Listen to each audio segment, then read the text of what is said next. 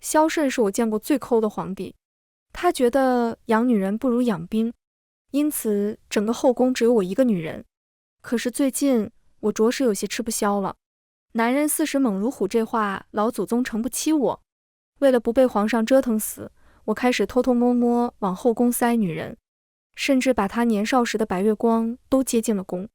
我想着这下总不会折腾我了吧？结果他却一脸悲愤地把我抵在床榻之间。沈玉娇，你到底有没有心？朕为你守身如玉这么多年，你的心是石头做的吗？大家好，欢迎收看皮皮听书。用过晚膳后，皇上不出意外又翻了我的牌子。我一脸视死如归的被太监抬上了龙床，这已经是这个月第10次了。皇上每天不是在处理政事，就是在睡我，这要是放在旁人身上，定是莫大的恩宠。可是我已经36岁了。外面传来声音，想来是皇上忙完了正事。我斜斜地倚靠在床边，抬眼看他。萧慎早已褪去了曾经青涩少年郎的模样，可是看我时依旧眉目清朗，如山间高悬的月。这男人怎么一把年纪了还这么好看？他挨着我坐下，伸手轻轻揽住我，语气温柔缱绻地唤道：娇娇。我顿时起了一层鸡皮疙瘩。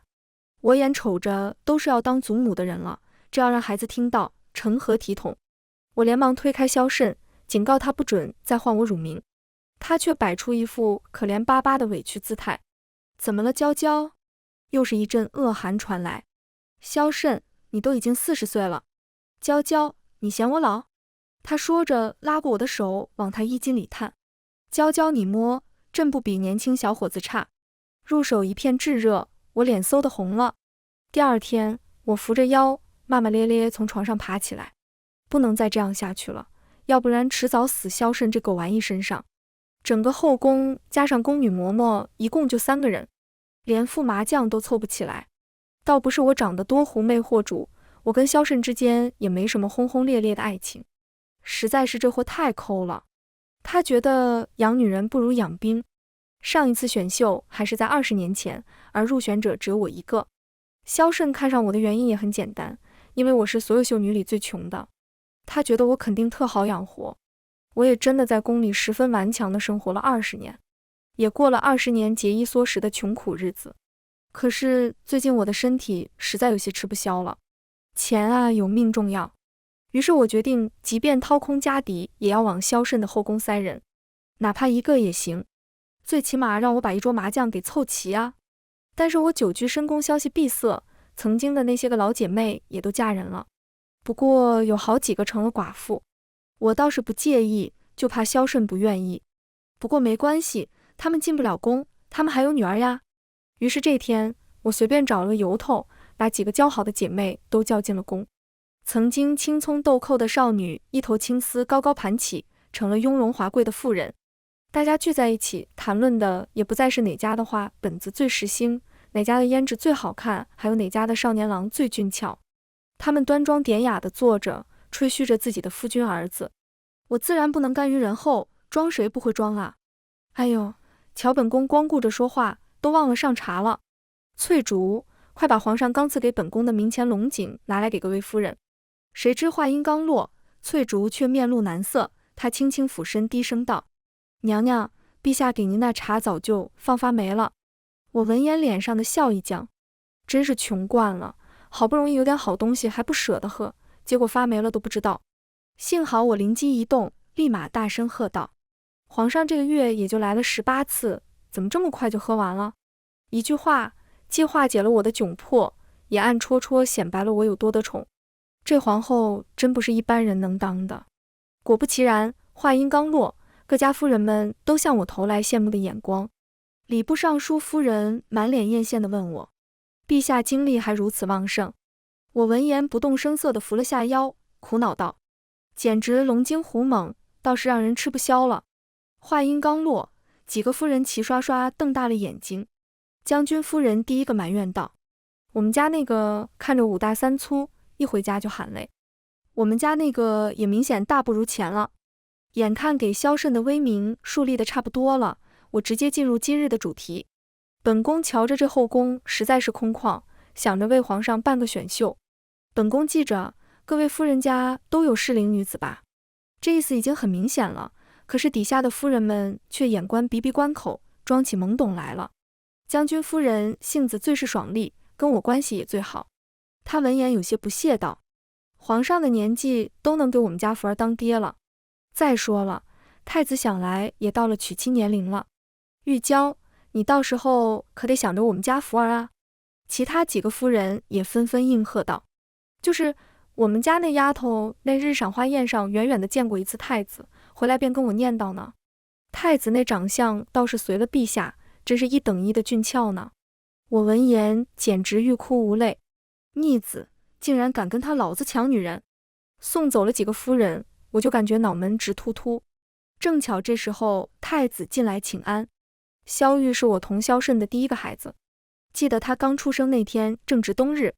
我自打怀孕以后，萧慎便管我管得极严，不过怀个孩子，这也不准那也不准的。我又偏生是个不服管教的。这天趁他上朝，我实在是贪嘴，下着大雪，带着丫鬟翠竹溜到院子里烤红薯。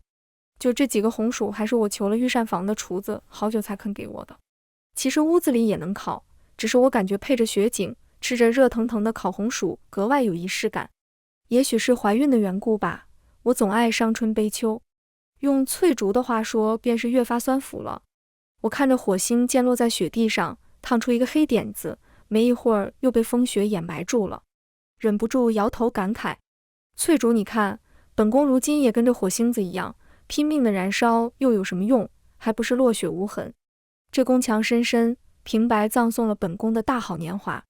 翠竹闻言忍不住翻了个白眼：娘娘，您刚进宫可不是这么说的，您当时那副小人得志的嘴脸，奴婢至今还历历在目呢。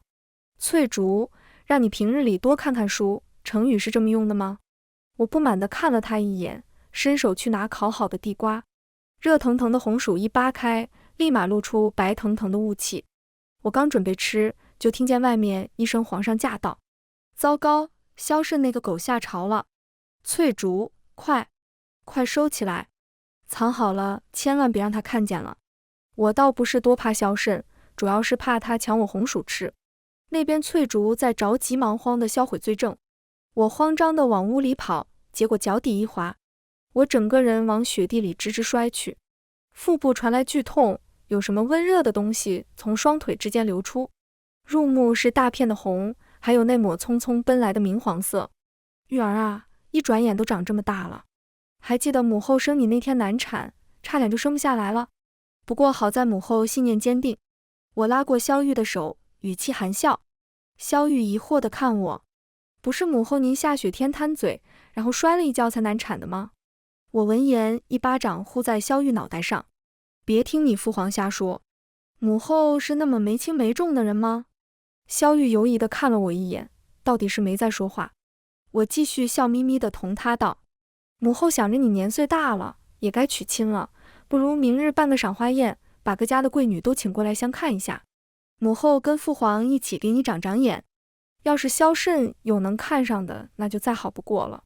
父皇前些日子刚给将士涨了军饷，眼下宫中哪有银子办宴会？母后，您难不成又背着父皇藏了私房钱？萧玉言罢，狐疑地看向我。我尴尬地咳嗽了一声，一巴掌拍在萧玉的脑袋上。大人的事情，小孩子少打听。你母后好歹是一国皇后，有点钱怎么了？萧玉不说话了，黑漆漆的眸子若有所思地看着我。我又是一巴掌拍上去。小小年纪，别总学你父皇装深沉。赏花宴该办还是要办的，只是规格略微简陋了些，档次稍微差了些。没办法，跟萧慎这狗东西在一起的时间久了，多少染上了一些抠搜的毛病。好在那些个世家夫人在乎的也不是宴会，各家小姐打扮得花枝招展，脂粉气隔着好远都能闻到。我感觉今日御花园的空气都透着一股香甜的气息。今日虽然说是给萧玉选太子妃的名头，其实我也在暗戳戳地帮萧慎挑2个顺眼的世家女。门第不需要太高，乖巧听话便好。可是我找了一圈，都是一水青葱似的小姑娘，要是把她们送进宫，真是光想想都是造孽的程度。太子的兴致倒是挺高，跟李家姑娘谈策论，跟王家姑娘谈诗话，就连骠骑大将军的女儿都能扯上2句弯弓射大雕。就在我惆怅的时候，一个说不上好却也十分好的消息传了过来，安宁郡主新寡，马上就要回京了。说起这位安宁郡主，那也是个名声响当当的人物。用我爹的话来说，当年若不是安宁郡主早早嫁了人，这后位可就没我什么事了。毕竟她跟萧慎那可是青梅竹马的情谊，宫里人人都知道，安宁郡主就是萧慎放在心尖上的白月光。如今白月光回来，我这个皇后也终于能光荣退休了。刚同我说起这事的是我的闺中密友谢香兰，她如今是骠骑大将军的夫人。明明闺中之时是个顶温柔的女子，跟了骠骑大将军那个莽夫后，竟也染上了几分不拘小节。此刻她正敲着腿嗑着瓜子，一边吐瓜子皮，一边冲我骂骂咧咧。我说娇娇啊，你可长点心吧。虽说你跟陛下这也是多少年的老夫老妻了，可那孟安宁毕竟同陛下有着青梅竹马的年少情谊，她若是回来了，你这后位能不能做得安稳还不一定呢。你可得抓紧筹谋啊。谢香兰面上一脸忧心，眼中却闪烁着八卦的光芒。我有些无奈地轻敲了下她的脑袋。萧慎不是这样没分寸的人，况且不过是些年少的情谊，犯不上动摇本宫的后位。他若是实在喜欢，便是封他孟安宁做贵妃也好，总归威胁不到本宫的。况且以萧慎那被懒的性子，封妃这么麻烦又费钱的事，他不会干的。谢香兰闻言啧啧称奇，沈玉娇，你年轻时那娇蛮霸道的劲儿哪里去了？我闻言一怔，做惯了端庄守礼的皇后，我好像险些都要忘了。曾几何时，我也是京都极快意的女郎，那时我曾跟谢香兰放言，要骑最快的马，喝最烈的酒，驾着京都最俊俏的郎君。萧慎俊俏是俊俏，可就是太抠了。我在画本子里学的那些个宫斗手段一个都没用上，甚至不费吹灰之力就当上了皇后。果然，轻易得到的都不会被珍惜，哪怕尊贵如皇后，我也觉得没劲儿极了。娇娇，得，萧慎那个狗又来了。我揉着酸疼的腰，看着一旁睡得如同死猪一样的萧慎，拼命克制住想要掐死他的冲动。许是感受到我的注视，萧慎长睫微颤，嘟囔着伸手揽住我的腰，将毛茸茸的脑袋埋在我的心窝，连带着我的心都痒痒的。有那么一瞬间，我想着这样也挺好。他嘴里依旧在嘟嘟囔囔着什么，我凑近去听，只隐约听见了安宁2字。刚刚那点子温柔缱绻瞬间消失殆尽。狗男人果然是忘不了白月光。既然这样，我不妨成人之美，日后也乐得清闲。我其实是没见过孟安宁的，只听宫人说起过。这位安宁郡主也是个奇女子，10岁就跟祖父上过战场，按理说该是个不拘泥于情爱的性子，可偏偏看上了个靖安侯府的草包世子，哭着闹着非要嫁。当年这事在京都传的可谓是沸沸扬扬。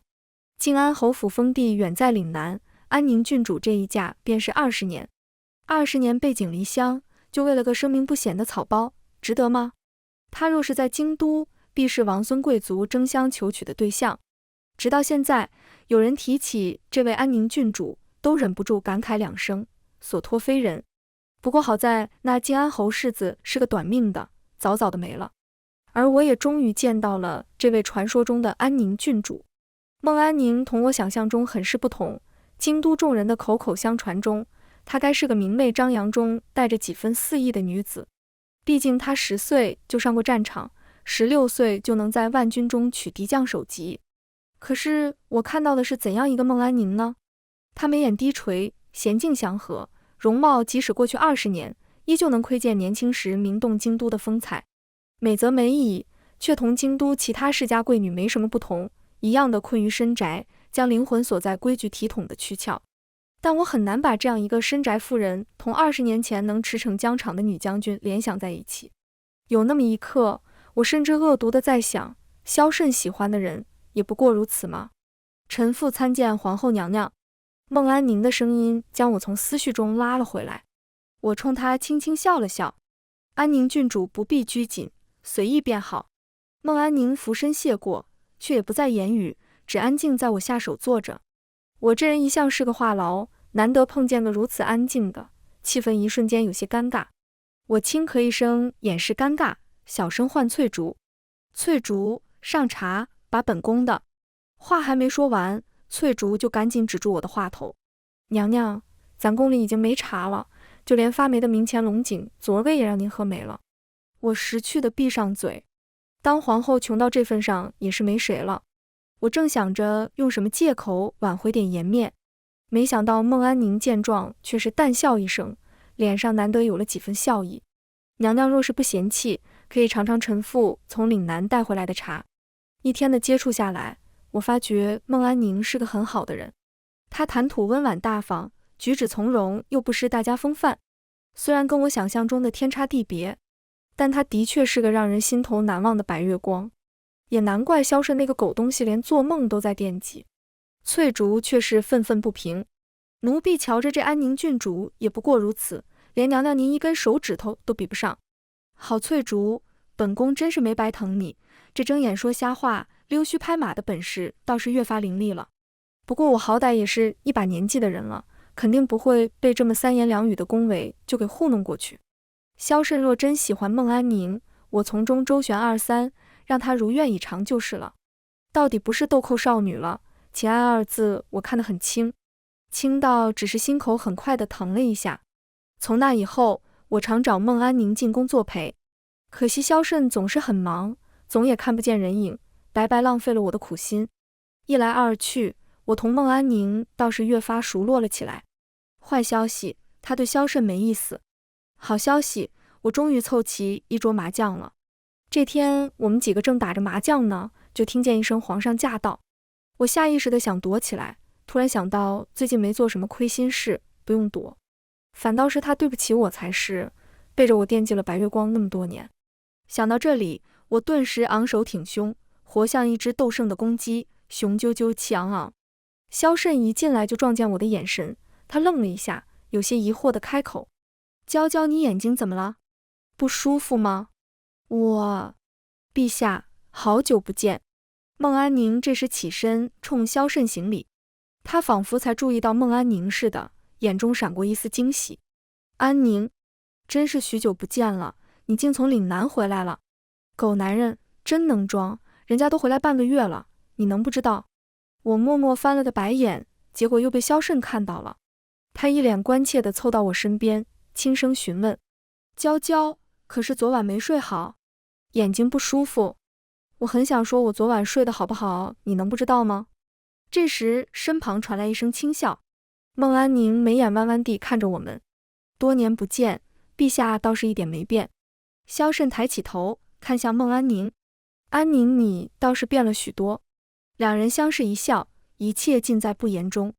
那一刻我感觉自己好像个外人，破坏了他们青梅竹马的重逢。可是转念一想，我才是萧慎明媒正娶的中宫之主，该愧疚的是他们才对。思绪变化间，孟安宁已经起身告辞了，头顶传来一声低沉沙哑的嗓音：“娇娇。”我抬起头，正对上萧慎灼灼的目光。床板吱呀吱呀，我的命苦呀苦呀！明天早上一定要告诉内务府，给我换一个新床，最起码质量的好，能经得起折腾。我揉着酸疼的腰，更加坚定了要撮合萧慎和孟安宁的决心。所以我开始有意无意地在萧慎面前提起孟安宁。萧慎每次都噙着笑听我絮絮叨叨，说孟安宁有多好多好，然后摸着我的脑袋，故作老成的来上一句：“娇娇喜欢就好。”什么叫我喜欢？这是不该是你喜欢吗？我又巴巴地去找孟安宁，同他说萧慎有多好多好。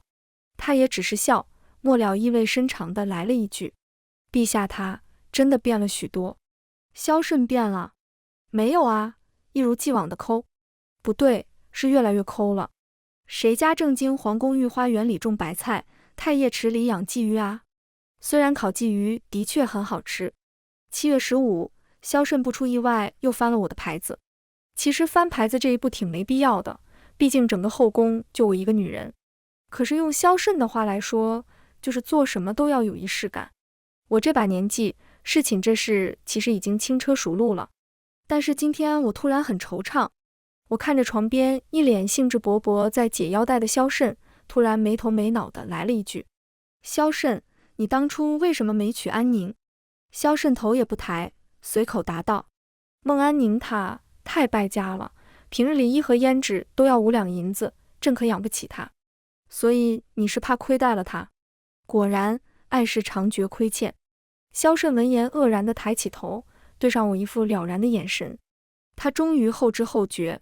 娇娇，你是觉得朕喜欢孟安宁？旁人都这么说，朕不管旁人，只在乎你怎么想。萧慎步步逼近，目光灼灼，看得人莫名心虚。我迟疑着开口：安宁温婉聪慧，虽说心寡，但若是陛下喜欢，臣妾可以。我话还没说完，就被萧慎按倒在床榻之上。他看我的目光既欲喷火，我只听见他一字一句咬牙切齿道：沈玉娇，你到底有没有心？朕为你守身如玉这么多年，你便一点也感受不到吗？你的心是石头做的吗？我对萧慎其实是动过心思的。少年帝王的偏爱很难不让人动心。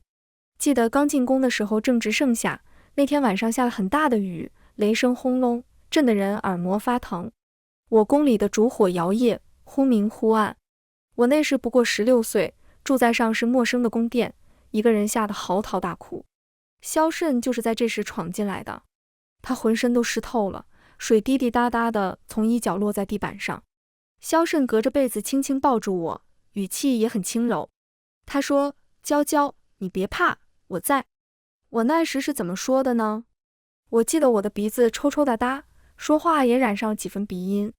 萧慎，你把我的被子弄湿了。他一愣，抬头看我，却撞见我盈满笑意的眼睛。少年的心动不知从何而起，但少女的心事从那一刻开始萌芽，至此磅礴壮大。萧慎那晚说完那些话后，就气鼓鼓地离开了，徒留我一人独坐到天亮。人好像是很复杂的生物，嘴上越说着不在乎，心里却在意的要命。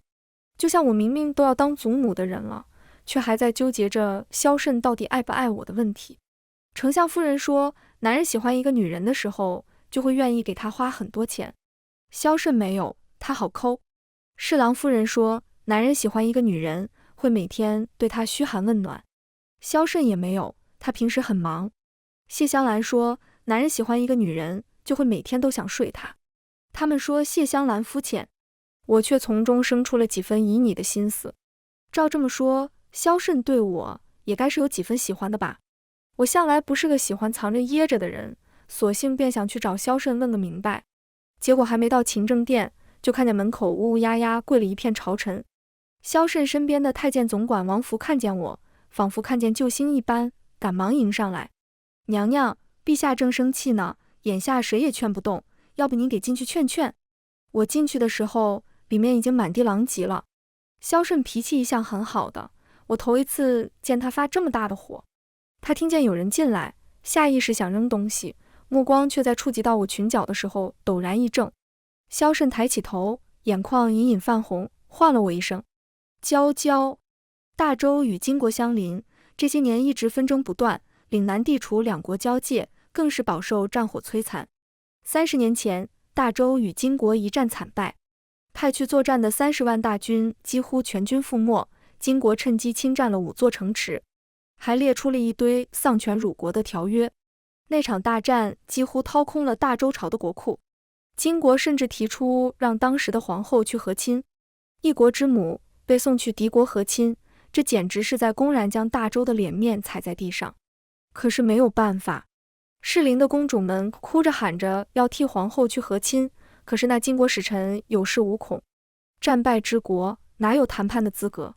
周皇后去了才不过1年，死讯便传了回来。皇帝想接回发妻的遗体，却被派来送信的使臣调笑。一个被我们金国玩烂了的女人，哪里值得大周皇帝挂念？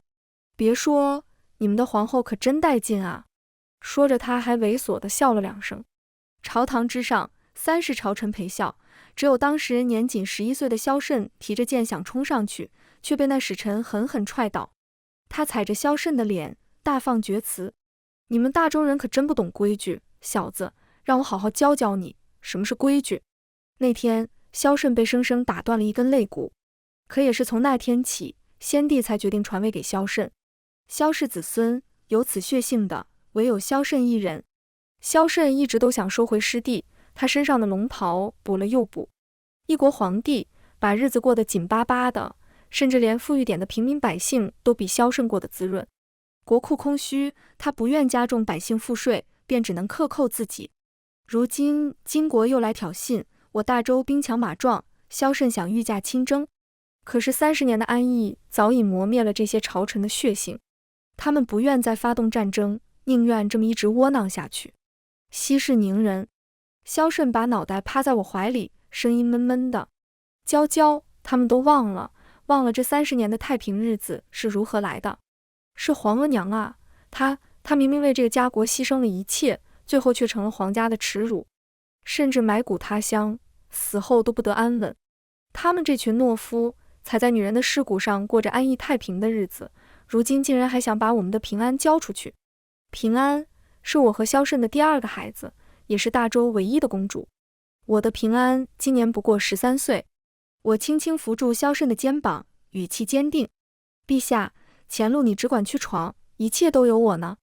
你可一定要护住我们的平安啊。宫里罕见地办了一场宴席，我看着御厨列的菜单，心疼得不得了。真是穷惯了，反而吃不惯那些个山珍海味了。什么脆皮肘子、松鼠桂鱼，通通被我撤下了。当天晚上，大臣们看着面前的清粥小菜窝窝头，一个个面面相觑，不知所措。只有萧慎同我相视一笑。诸位想必很好奇，今日的宴席怎么会如此寡淡，甚至见不到一点荤腥。但是实不相瞒，这对我和陛下来说，已经是极其奢靡的一餐了。30年前同金国一战，几乎掏空了我大周国库，甚至伤到了大周的根骨。这根骨不是送出去的那些个金钱，割让出去的城池，而是我大周子民的骨气。先帝临终前曾握着陛下的手，反复念着收回师弟这4个字。如今金国愈发猖狂，得寸进尺，甚至要公主为妾。难道诸位还要继续在女子的臂弯下苟且偷安吗？本宫想问问诸位，30年苟且偷安的日子，便真的过得问心无愧吗？大周休养生息，卧薪尝胆30年，求得可不仅仅是一个安逸，而是要让他金国血债血偿。话音刚落，坐在最下面的丞相就猛地吐出一口血来。老臣惭愧啊！臣愿随陛下出征，收复失地，扬我大周国威。臣等愿追随。大周与金国又开始打仗，战争断断续续打了半年，而我也已经半年没有见过萧慎了。我们的玉儿已经成长为一个能独当一面的男子汉了。平安常跟我念叨着父皇，我这时候总会摸着他的头说，父皇在外面打坏人呢。父皇是英雄，有人想欺负平安，父皇会把那些坏人通通打跑的。平安便会趴在我的膝盖上问我，父皇什么时候能把坏人打跑啊？快了，就快了。孟安宁偶尔会进宫来陪我，我们之间也总算真正意义上地熟络起来。他得知自己被传是萧慎白月光的时候，笑得前仰后合，好半天才擦了擦眼角的泪。萧慎没跟你说过吗？他12岁就暗恋你了，养个皇后可费钱了，萧慎那么抠的人，毅然决然地娶了你。我当时在岭南都要惊呆了。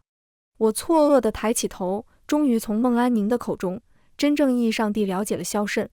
萧慎第一次见我并不是在选秀上，而是在长安街头。那时几个混混在议论周皇后，人群哄笑。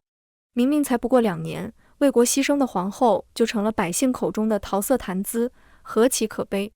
只有我挺身而出，指着那帮混混破口大骂。萧慎在想什么我不知道，但是我当时在想，这个小姑娘可太酷了，我若是个男子，一定要娶回家的。没想到啊，最后还是被萧慎那个家伙捷足先登了。说着，孟安宁捏捏我的脸，嘴边溢出抹轻快的笑来。至于孟安宁，她为什么会嫁去岭南？用她的话来说，一开始是为了驻守边关，留意金国动向。毕竟谁没个巾帼英雄的梦呢？后来是单纯的因为晋安侯世子长得好看。我外头那些个名声多是他们畏惧我爹的面子乱传的。他喜欢文静的世家女，所以我装了整整20年，装的险些都要改不过来了。结果那家伙临死前才告诉我，他其实早就发现我是装的了，但是他就是喜欢我。在我没出现之前，喜欢只是个笼统的概念，被赋予了许多条条框框。可当我出现以后，喜欢才有了真正意义上的标准答案。所以说啊，这世上哪有那么多为什么啊？情不知所起，一往而深。大周天元21年，与金国在潞水河一战大胜敌军，金国20万兵马全军覆没。至此，对大周俯首称臣，失地得归。萧慎扶灵归来那日，举国欢庆，只他一人长跪在祖宗牌位前，失声痛哭。那一年，萧慎41岁，已经是2个孩子的父亲。此刻，他却哭得像个孩子。30年国耻全压在他一人身上。我至今仍记得大婚那日，宫里难得点了2根红烛，烛火摇曳。萧慎挑起我的盖头，眼神诚挚。他同我说对不起。国库空虚，大周朝摇摇欲坠。我这个皇后当的其实还不如寻常富贵人家的妾室奢靡。但是萧慎不知道的是，我一直是心甘情愿的。宫里最穷的那年，我和萧慎窝在一起啃一个大鸡腿。萧慎当时侧目看我，说这样的日子不会太久的。我没说话，默默吃掉最后一口鸡腿。萧慎说的没错，这样的日子的确没过太久，因为很快我就连鸡腿都吃不上了。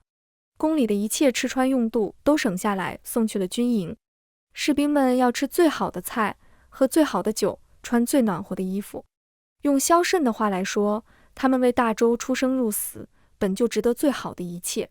谢香兰那段时间常进宫来，偶尔会替我打抱不平，我有时候会笑着应和他几句，但是心里却从没怪过萧慎。国仇家恨未报，遑论儿女情长。我心中不是没有家国，可身为皇后，我一生都走不出这座宫墙。父母将我教养得太好了，我提不起弓箭，做不了上阵厮杀的将军，也当不成运筹帷幄的谋士。我唯一能做的，只是陪萧慎一起度过那些个惶惶岁月。1个月后，宫里再次设宴，这次萧慎说什么都不让我插手了，偏要自己操办，我也乐得清闲。结果宴会当天，翠竹一大早就给我拽起来，打扮得花枝招展的。知道的还以为我是皇后，不知道的还以为是哪家的新娘子呢。翠竹闻言不说话，只一个劲的笑，就连宴会厅都布置上了红绸彩带。我在人群最深处看见了一身红衣的萧慎，他仿佛又变回了当年那个意气风发的少年郎，牵着我的手，许下白头之约。娇娇，这场丰厚大典，我欠了你整整20年，如今终于能还给你一场盛大的庆典了。原来他一直都记得当初简陋的红烛下，少年许下的诺言。他说有朝一日定会还我一场这世上最盛大的丰厚大典。我红着脸抱住萧慎，小声在他耳边说，布置得这么隆重，这得多少钱啊？萧慎笑着回抱住我，没事，孟安宁有钱，他出的钱。我错愕地回头去看孟安宁，他正笑着同我招手。萧慎却一把捂住我的眼睛，娇娇，今天是我们的新婚之夜，你的眼里只能有我。这人真的是，这么大把年纪了，怎么也不害臊啊。萧慎又嚷嚷着要撂挑子不干了，他不想当皇帝了，要带我出去游山玩水。可是我有点不放心玉儿，我还没看着他娶妻生子呢，我还不放心平安，他还那么小呢。可是萧慎却同我说，儿孙自有儿孙福，我们做父母的不必操心这么多。所以在某一个天气晴朗的早晨，我和萧慎跑了，做了20年勤政爱民的皇帝和端庄守礼的皇后。我们终于完成了自己的使命，剩下的就交给孩子吧。我同萧慎要去过只属于我们的人生了。全文完，皮皮听书，感谢您的观看，我们下个故事再见。